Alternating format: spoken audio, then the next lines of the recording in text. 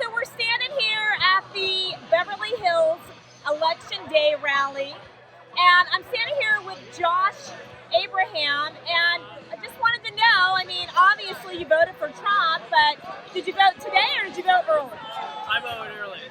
Okay, and so do you think he's going to win tonight? Absolutely. Do you think we'll know tonight, or do you think they'll drag it out? Personally, I think that the Democrats, how they're all lawyers, I think once they see the red wave in Pennsylvania and Florida, they go red. The Democrats will do what they do best. They always file an appeal.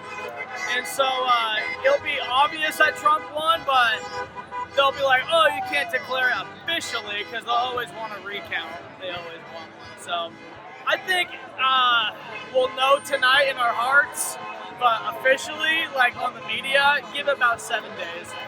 Do you think that there will be a 79 days of chaos? Have you heard about that? A what? 79 days of chaos. Have you heard about that? No, I haven't. There's a group that's radical, obviously, and they're a group of a bunch of radicals, Antifa, BLM, and just some other people that want to go into D.C. and just cause, if he wins, 79 days of chaos, which would be from, I think, starting tomorrow until inauguration day, to try and get him out of the White House, which is why I think Nancy Pelosi has been saying for months that we're going to come in and we're going to get him out of there, and she thinks she's going to take over for some delusional reason. Good luck. Good luck.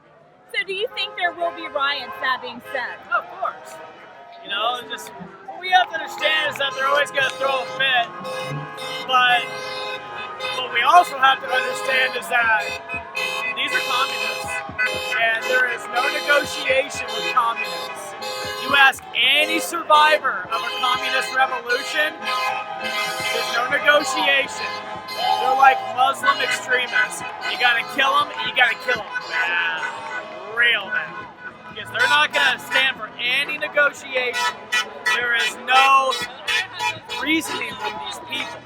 If they want to go to war. Well, I mean, that's obvious. Like, you can't even, they've censored so many people from coming out and talking about Trump on the internet, and people are afraid they're going to lose their jobs, and they've been fired, and it's insane. Yeah, and if people would stop looking at Trump for a minute and look at what the World Economic Forum is doing, along with Microsoft and the Federal Reserve, we'll realize that the global government and the digital currency is coming in really fast. And if you look at the patent number on the digital currency, you'll see the mark of the beast right there in black and white. And people need to understand that the goal of this, you know, this whole Trump thing, it's really cool. Like all these people waking up to conservatism. The true awakening is going to come in stages. What it's going to come in is a first wave of conservatism. Then you're going to realize that there's a truly, you know, we hear about the deep state in the swamp, but how deep truly is the deep state. People are going to realize that. And then they're going to realize Christianity is like truly all that matters, because we're truly living in the end times prophecies ever since 1948 when the Jews returned to Zion. That's in the book of Hosea, the prophecy of the Old Testament. And what we need to understand also is that no matter what happens, we need to keep our faith. Like, the King James Bible is so important right now because we are truly seeing Bible prophecy fulfilled before our eyes. And we're truly going to be lost if we don't know the scripture. Well, yeah, absolutely, because I go back and forth because of the peace in the Middle East and Israel, and I have to ask, do you think the Antichrist is here, or is he coming soon? Nikolai is here.